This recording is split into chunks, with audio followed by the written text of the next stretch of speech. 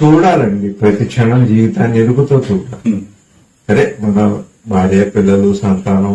ఇప్పుడు నాకు ఇవాళ పొద్దున అనిపించింది, ఫ్లైట్ లో వస్తాం. ఇప్పుడు కూర ఉంది, కూర చేస్తున్నారు.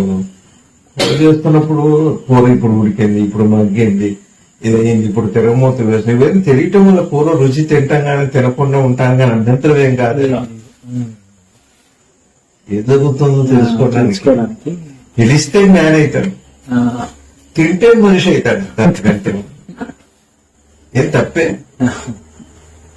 ఇది తగిలిచ్చు ఇంకా టేస్ట్ అదిరిపోతుంది, తగిలిచ్చు ఇంకా బాగుంటుంది. అది గమనింపులో ఏం చూస్తుంది.